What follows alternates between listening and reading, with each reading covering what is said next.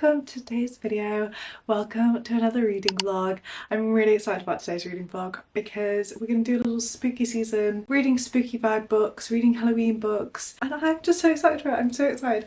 I've been decorating my room today for Halloween, so I'm feeling much more in the Halloween spirit, and I thought what better time to start this reading vlog. I have quite a few kind of spooky vibe books that I think would be perfect this time of year, and a few of them we picked together on my October TBR, so I definitely want to get through some of them. I'm actually not reading anything right now because I've just finished reading Frankenstein, so I don't actually know what I'm in the mood to read. I've been so looking forward to reading Let's Split Up by Bill Wood, so I feel like maybe that one.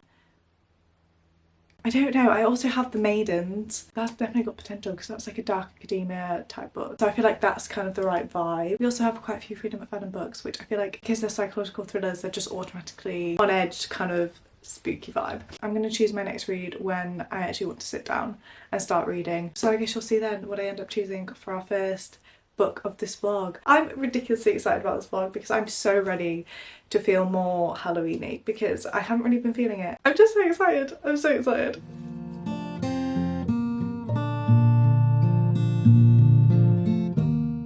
Literally, tell me why it's so cold all of a sudden. I'm freezing. I'm freezing. But I've chosen my first read of this vlog. I'm gonna go for Let's Split Up by Bill Wood because I have been so excited to see what this is like. It's a YA kind of thriller, I think a bit of horror maybe, kind of vibe. I think it follows like a story of a haunted manor type thing. Teenagers, like a group of friends trying to find out what happened maybe. I'm literally obsessed with this copy of it with the sprayed edges. I just absolutely love them. I think they're so cool. I need to pick my bookmark to go along with it. I think it's gonna have to be one of my Pulse Burgers bookmark. These are our options. I actually think the one that makes the most sense is probably Tina because she's red and I think that matches really well. So we're gonna go for this one.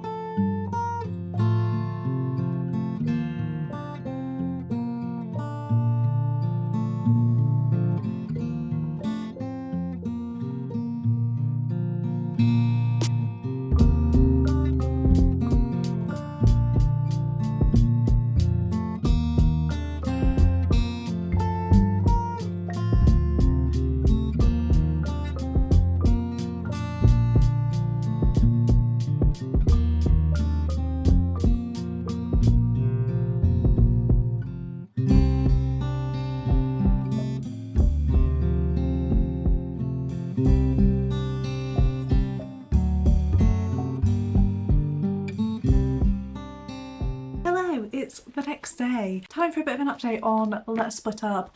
I haven't read any today actually, but I'm definitely going to tonight. I read last night, as you saw. I got up to page 142, so I have made quite a dent in it actually.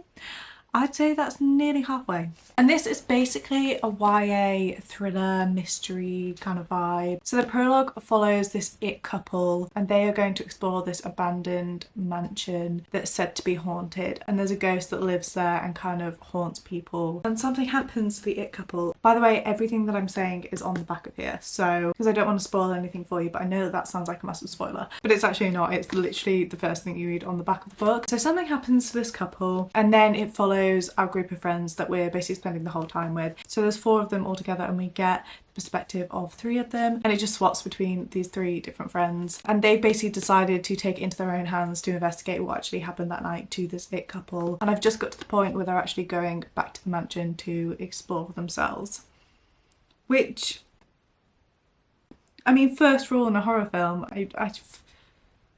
why? Just why? That's where I'm at right now. Thoughts so far, it's very, very readable. It is very YA. It's actually a lot more YA writing style than I thought it was going to be, because I feel like some YA don't really feel like they're YA written. I don't know if that makes any sense, but like Powerless by Lauren Roberts is kind of an example of that. Just it's not as consciously obvious to me when I'm reading Powerless compared to maybe something like this, which is not a bad thing by any means. I just thought it was something to mention because I know that some people just really don't get on with YA style writing, which is absolutely fine. So I thought I'd just let you know because this is very much giving YA kind of vibe, and I would actually say the younger age of the YA range as well. But it does mean that it's really, really easy to read and it's super fast paced, and I just feel like I'm getting through it so quickly, which is quite nice because I really do enjoy a bingeable book. I'm really interested to see kind of where the plot is going, because right now I'm like trying to work things out, but I don't feel like I have enough information yet to predict anything. Also, the high school that they're at is a really weird mix, I feel like, between like an American high school and an English high school, because it's set in America, but then some of the things and like how the classes are talked about, or like for example they have forms and form rooms, and I feel like that's quite an English thing. I don't know, that just feels very English to me, and some of the ways that they talk about school, I'm like, that's so English.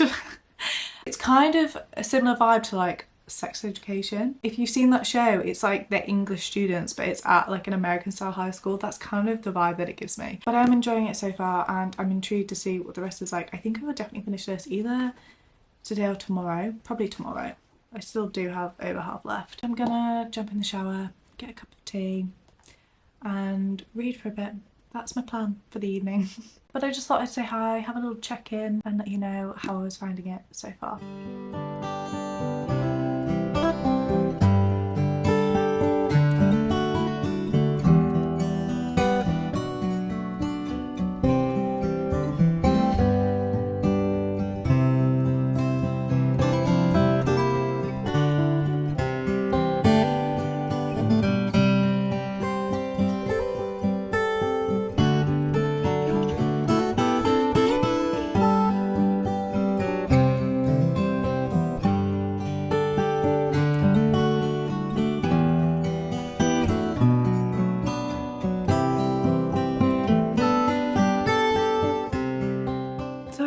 Reading Let's Split Up by Bill Wood. This was a cute book. I feel like it was a good book for the spooky season. It's very, very easy read.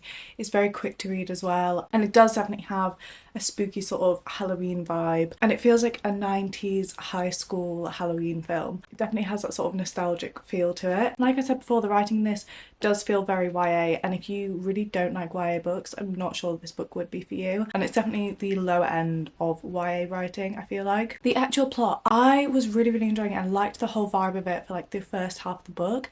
The second half, I feel like was kind of predictable, which isn't necessarily a bad thing, but I think that kind of contributed to the fact that it felt kind of younger than a YA, just because I feel like the twists weren't overly shocking.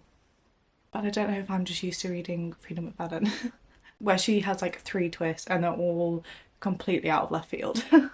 And the ending was kind of ambiguous. I feel like there were certain things that I really wanted to find out by the end and we just didn't. So some parts of it were kind of unsatisfying. But overall, it was a fun read. I'm glad that I picked it up, especially for spooky season and getting more into the Halloween vibes. And I liked that we had this big mansion with this legend of this ghost. I thought that was really fun as well. I don't really know what to rate it.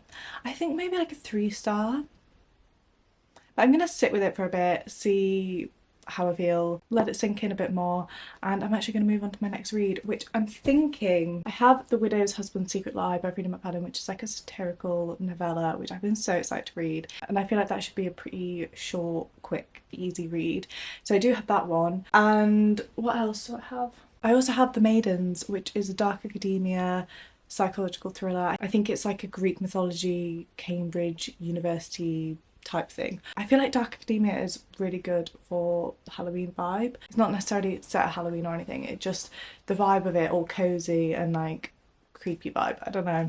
I also really want to get Dead Romantics this Halloween. I really want to read that. I've read 7 Year Slip and A Novel Love Story both this year, and I really want to read Dead Romantics, and I don't know whether to pick that up because I'm really trying to just stick to my TBR and the books that I already have, but I'm so tempted to buy that book. I'm so tempted, and I feel like if I'm gonna buy it this year, I should buy it sometime soon so then I can read it in spooky season. I don't know. I think for now I'm gonna pick out the Freedom McFadden or the Maidens one. But I don't know what I'm feeling more. I'm gonna go have a look at them and then I guess you'll see what I pick in the next clip.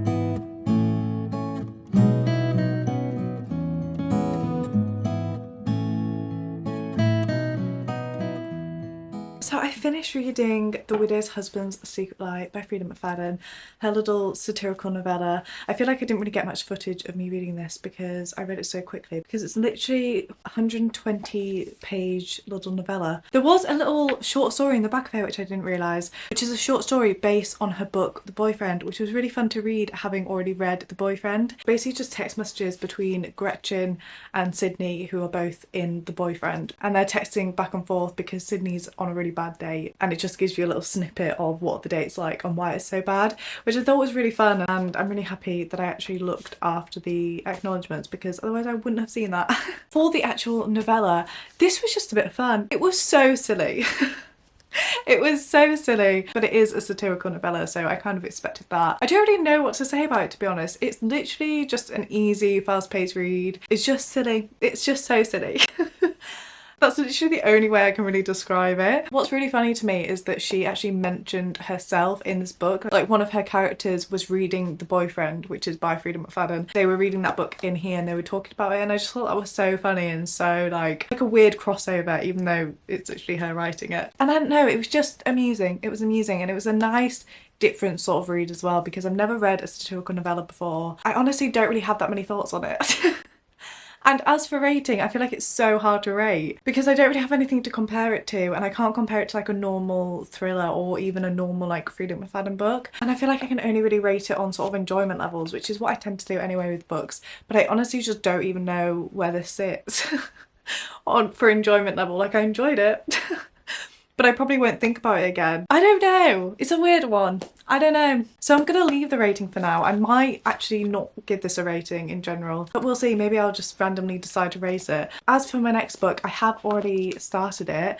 It's one of the books that's been on my TBR for the longest time. I just keep putting it off, and I don't really know why it is. I think it's just I've not really been in the mood to read it. But now seems like a really good time to read it because it's a dark academia, psychological thriller. So the book that I picked up is The Maidens, which you've probably guessed because this is one that features a lot in my choosing TBR videos, because this author is the same one as The Silent Patient, and I really liked The Silent Patient. It was one of the books that got me into reading. So I've really been wanting to read another book by this author, and I don't know what it is. I just kept putting this one off, but I have been really intrigued to see if I'll like this one as much as I liked The Silent Patient. I'm only 80 pages in so far, so not very far at all. This is one where I don't really know what's going on yet.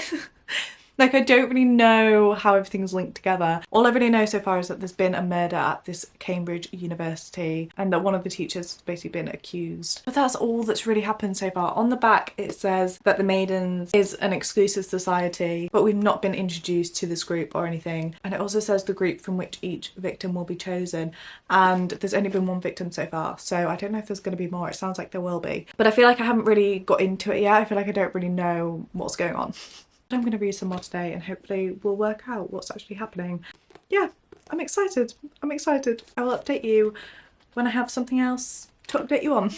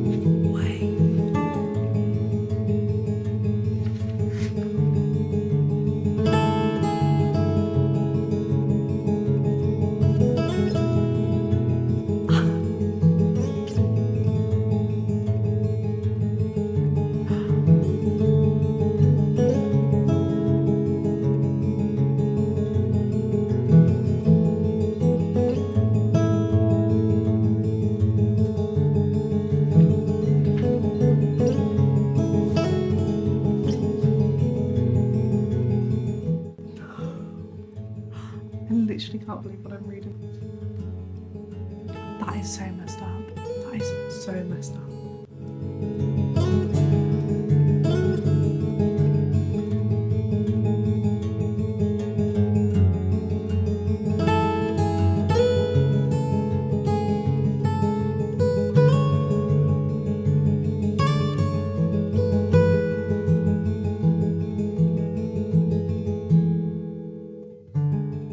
Finished reading The Maidens last night, as you saw. I have thoughts on this. I found this quite slow, a lot slower than I found The Silent Patient.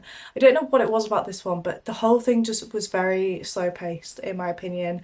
I didn't necessarily feel that gripped throughout the whole thing, but it was interesting enough to kind of keep you reading. I think the fact that this was third person as well, I feel like some third person books you really notice and then others you don't even notice that it is. An example of that is like the Pumpkin Spice Cafe or the Cinnamon Bun bookstore. I feel like you don't really notice that one is third person, whereas something like this, I feel like it is really noticeable. The sort of Greek mythology vibe going on in here, I feel like would hit a lot harder if you knew a lot of Greek mythology things really well, because the sort of symbolism of it would just hit harder than it did for me, because I felt like I was learning about the Greek mythology, things that they were referencing as I was reading. But if you already knew that, I feel like it would be a bit of a different read and it would probably be more interesting in the Greek mythology aspect. However, I did still find that part really interesting, and it wasn't overload of Greek mythology things, and it didn't make me feel kind of lost and like I had no idea what was going on. It just very much felt like I was learning as I was reading. There's a couple of references in here to The Silent Patient, and I absolutely love that. I love it when books do that. It makes my heart really happy, especially when it's a book that you absolutely loved as much as I loved The Silent Patient. It just makes me so happy, and it's just so interesting how he's done that, because this book, timeline wise, is set before The Silent Patient, but it was actually written afterwards, and I just love that he kind of combined the two in some aspects. When I got to that point, I was like, no way, no way. There were so many red herrings in this book, and so many that were kind of obvious. But having said that, the twist did actually get me, and I hadn't thought of that twist. So the red herrings kind of worked in a way, but I do feel like there was an overload of them in terms of like there was just too many that were just too obviously red herrings. But having said that, the twist did get me. The epilogue I was really looking forward to. I really liked what he did with the epilogue in terms of where they were, but the actual end, like the last couple lines, I felt like they kind of just fell a bit flat for the ending of a book. And I feel like the first line and the last line of a book are one of my favourite parts of reading a book, and just seeing that last line or that last couple lines and just seeing how the author decided to leave it. Whereas this one kind of felt frustrating in a way, which I feel like it's kind of meant to, but it still left me thinking, oh, I wish you'd just kind of given us a bit more than you did. So they're my thoughts on The Maidens. I feel like overall the whole concept of this book is kind of a long shot, but it was still an interesting read. And as for rating, I'm gonna rate this 3 stars. And that actually brings us to the end of this video. Thank you so much for coming along with me and reading some spooky season books. I really hope that you enjoyed this reading vlog. Please let me know if you did, and also if you've read any of these books and what you thought of them. I'd absolutely love to know. Thank you so much for watching, and I will hopefully see you in my next video.